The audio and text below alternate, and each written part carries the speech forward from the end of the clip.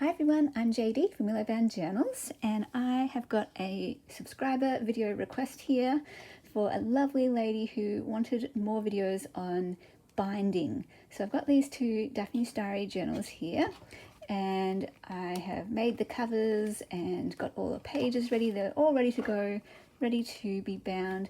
So I thought I would share about the supplies I use and tips and tricks that I've picked up, things that have helped me to make binding super simple, quick and easy. I've been binding lots of journals over the years.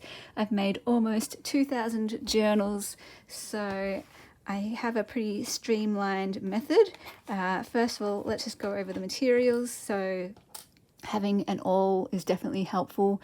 Before I got an awl, I would use things like a nail and try to manually kind of hammer that nail into the journal to make my holes. It didn't go so well, but I tried whatever I could use, like knitting needle or just anything sharp that was around, long, thin and sharp. I would try whatever I could use, and you could manage, but it was just hard work. So an awl is the best thing. Oh my goodness, it goes through like butter. And you think like, oh, there's so many pages, it's really thick cover. Sometimes I use like chipboard covers, but it's so good. I love this thing. Obviously a needle. So I use a tapestry needle. I've used another type of needle before this. It was a bit longer than this, and it was a sharp point, but it had a nice big eye like this. So the priority is obviously to have a big enough eye for whatever thread you're going to be using. So it's not cotton, you don't want the tiny little eye in the needle. You need something a bit thicker. And then I found this tapestry needle. I got this one from just a cheap shop, like a dollars and cents or a $2 shop or whatever. This one, the needle I got from Spotlight. They have a whole bunch of different needles. And I just looked at the different ones and was looking for something that had a wide enough hole but not too big an eye, and then I chose one that had a blunt end, so that's super helpful. When I had my long one with a pointy end, occasionally I would nick myself but this one, no problems, nice and blunt. And yeah, really cool. I like this needle. It came in a pack of like 5 or something like that, so that is very, very handy. Something to keep your... Oh, wait, let me talk about the thread first of all. So I use embroidery thread. I think it's 6 strands, but I've used 5 strands before too. This one, again, I just get from the local cheap shop, and yeah, love it. And in fact, I got passed down from my grandma a whole bunch of her embroidery threads because she used to embroider, and now I just use that. Like, I've got a whole huge box of threads from her, so that's really fun. And I believe this is one of hers. But yeah, I have tried waxed linen thread. I don't like using waxed linen thread. I find it is it catches, and it's a bit hard to work with, a bit hard to pull through. This is nice and soft and smooth, and that's just why I like this one better. I did want to use the waxed linen thread. It looks really cool, but I tried it and didn't like it, so that's why I go with this. But you can use other things too if you want, like twine or anything like string. Sometimes if you're doing a rustic journal, you might want to use something like twine. But anyway, this is what I use to hold the pages in place. I'll just show you that here. So I'm just going to grab my signature. A bunch of papers folded in half and put together like this is called a signature. So all I want to do is just line it up against the spine, and I like having an equal amount of space at the top, side and bottom of the journal. Some people like it having it flush with the edge, some like it hanging out, but I like having the cover move all the way around it just so it's the pages are protected. So my paper clips hold it to the cover. When you're doing a single signature journal, that's how you hold the signature in place, as well as holding it in place to the cover. So people use bulldog clips, they use large paper clips. I love using bobby pins, the long ones, because I want a long reach. I don't want something like this short. And they're just easy to, slip on. So I love them. Love, love, love them. So all I do now I poke my hole through the middle, and I do like having it closed. Some people like keeping it open and poking holes open, and I know people have like cradles to bind, and maybe a phone book underneath so they can keep it open and just go do do do like that. But I find holding it gives it that extra structure that the pages don't move. So holding it means I'm going to grab it where I want it, and if I just fold it, I don't know, it feels like I get greater purchase and that kind of thing. And so then I do my holes one at a time. Other people poke the holes all at the first outset.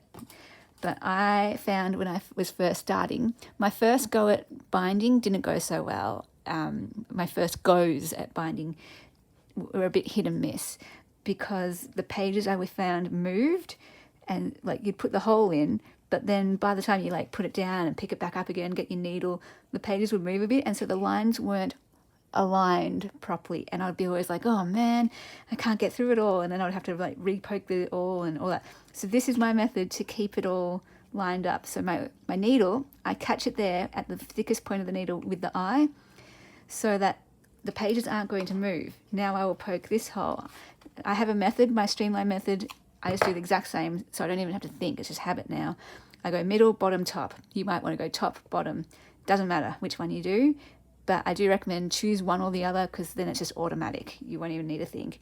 So I go through the middle, I come back in through here. And again, some people do this opening it up, but I keep it nice and bent, if that makes sense, because then the pages are exactly where I want them. I pull it back through. Another thing is, people will measure this and cut their thread first. I don't bother with that because that's just an extra step. It saves time for me to skip that step. And if I get the measurement wrong, you know, what if it's too short, what if it's too long and I waste thread? So all I do, I just keep it long. For all of my binding, I just keep the whole thing here. It's not an issue at all. So I pull it through. And the more you do this, the more you learn just by heart, by intuition, that you know how much you need to pull through. So I'm going to come back through here and pull it through here. I'll show you. So I can kind of see. I've got too much here. I know that because I've bound journals so many times. I know it only needs to go here and back again. So I've got almost the exact amount, maybe a bit too much, but I can tell maybe that plus a little bit. I'm not very good. I can just tell. I don't need to measure it. I know that that's going to be enough. So then, before I poke this hole, I want to... Okay, here's my biggest tip. I've got two main tips. This is my biggest one. Pull this... Okay, I hope I can show you this. Pull this thread down hard. Not too hard that you're going to rip it, of course, but pull it down so that you can see that hole there. The thread is pulled down at the very bottommost edge of that hole, so that I can now put my needle here at the topmost edge of that hole, holding that, and then it will go through without catching the thread. This was my biggest struggle when I first started.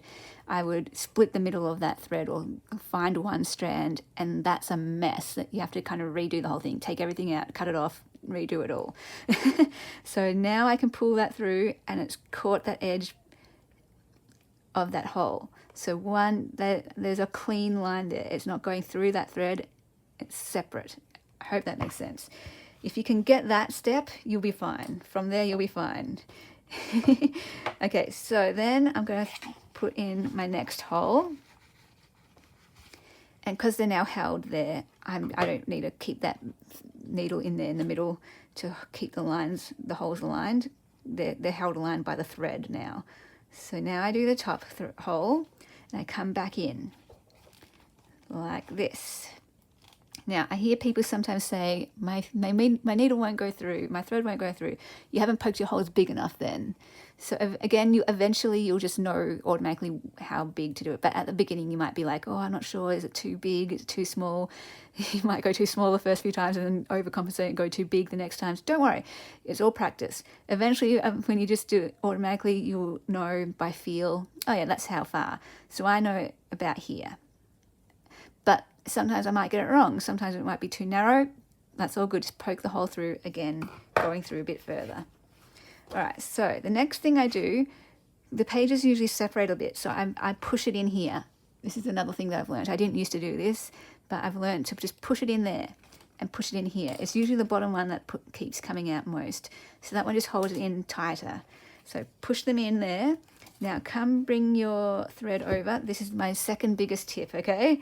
I used to have a problem with it moving and being loose. Now some people like loose binding. I like mine tight. Not too tight that you're going to rip the pages again, but tight. So go under. I would used to tie it like this. Tie it now. But it would make it loose. So I go under. So keep your needle on there because that helps you go under. And then bring it across like that. And then pull them at opposite edges. Now what this does, you'll be able to wiggle that so that the hole is lined up with your knot there where it meets. So next thing I do, okay, I grab hold of these two threads and I check the tension. This is an important step because sometimes I've checked the tension here. I don't need to check the tension like that. I just showed you that. How I check the tension on the inside is by wiggling it. And I can see if I need to push it further this way or push it further that way. And sometimes it might get stuck depending on how thick your pages are and the washi tape you use for the spine, because I use washi tape. Sometimes it sticks, the thread sticks to the washi tape. So sometimes I'll need to actually physically pull it up with my fingers, but usually I can just wiggle like this and find the middle. Now, I know the tension's good here because I've wiggled, but check the tension at the back. I like hearing that nice snap. I'm not sure if you can hear it.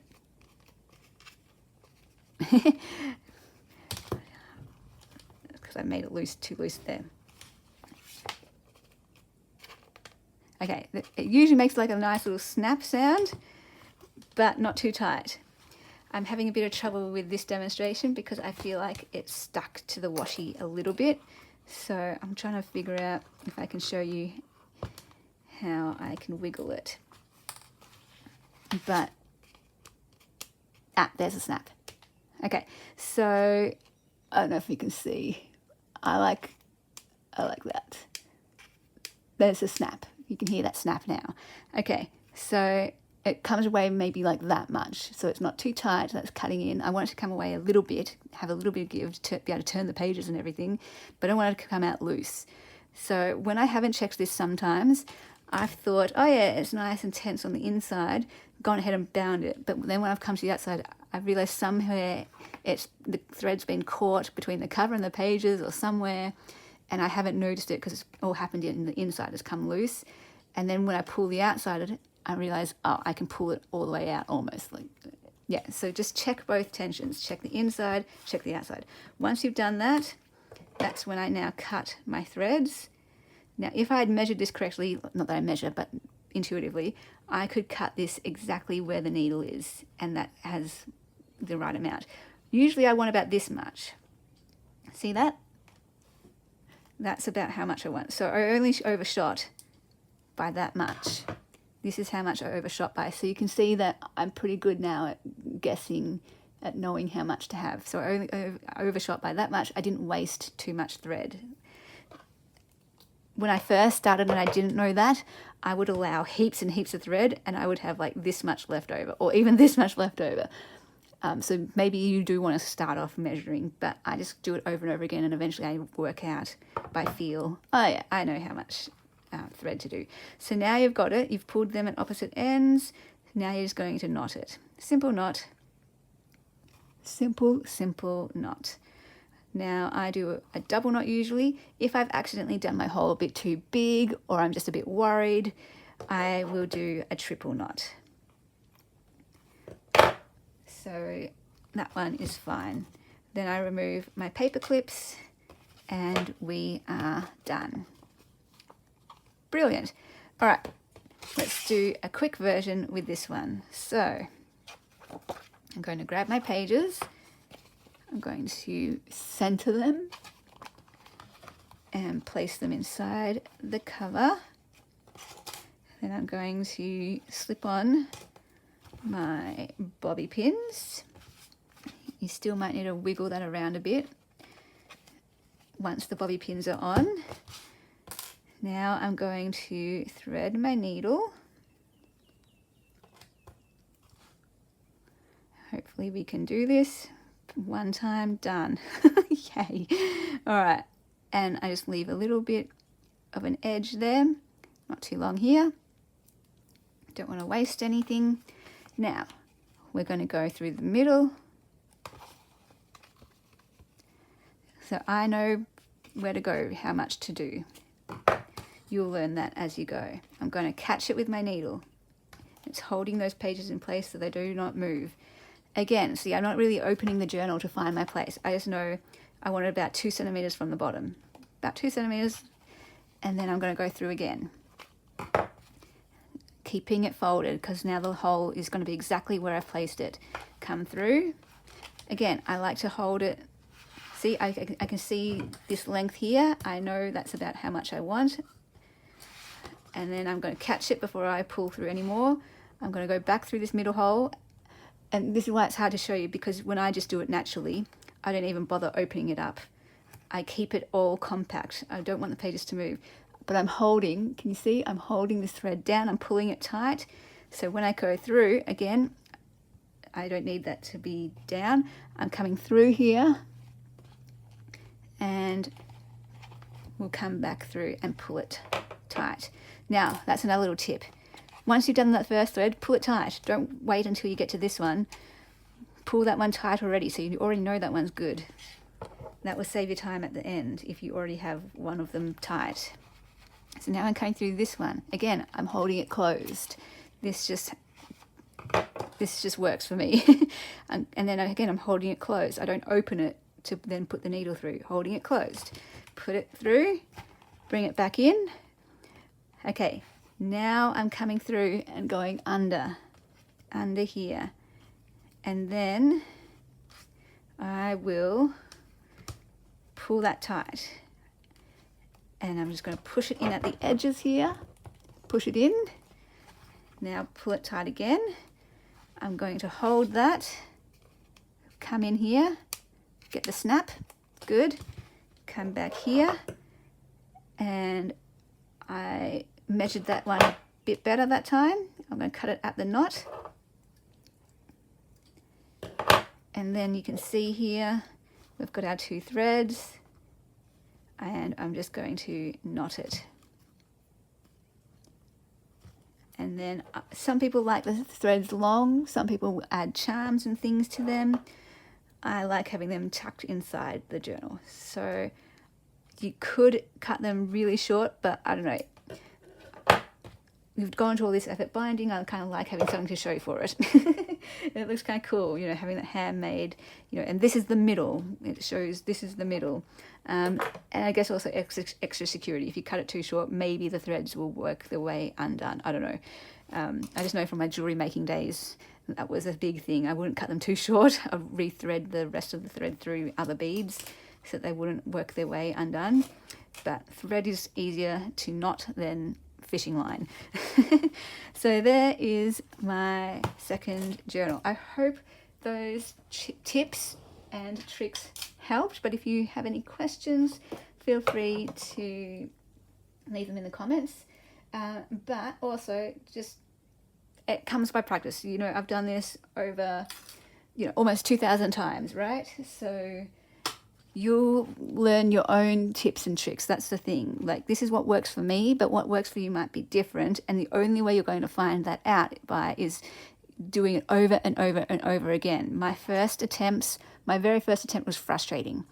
And once I got the hang of it, I was like, oh, this is so easy. But then it was hit or miss where I would either go through here or it would be too loose. But once I found my tip and trick for myself, smooth sailing. I mean, occasionally I might go through it again and things will happen, but I know how to fix it now. I know what to do, you know, all that kind of thing. So don't get frustrated. I know a lot of people don't like the binding. That's the thing they're most intimidated by. And it can be super, you know, frustrating while you're learning, but start somewhere and you know the basic principle, right? It's just the execution. And the only way you'll get that is through the practice. So keep going. just practice on little tiny booklets, you know, of scrap papers, things that you don't care about. Practice on those over and over and over again, and you'll get it. You'll get it. I believe in you. You will get it. So I hope this tutorial or process video was helpful, and I'll see you guys in the next video. A big special thank you to my beautiful patrons who supported me in the month of November. If you would like to become a patron and get access to my journal making series videos and other videos and printables and every single digital kit from my Etsy, you can click the Patreon link down below in the description box to join that. If you would like to become a YouTube member where you get access to extra videos and member requested videos right here on YouTube, not over on my Patreon website, then there is a join button you can click below this video but above the description box. And if you're looking for some journaling inspiration or something to kickstart your journaling, I also have a whole bunch of journaling courses, including the Intentional Life course, and that I run all year long for anyone who would like to join. So the information is down below for that in the description box as well. And those are all different ways that you can support what I do here over on YouTube and with Willow Bound Journals.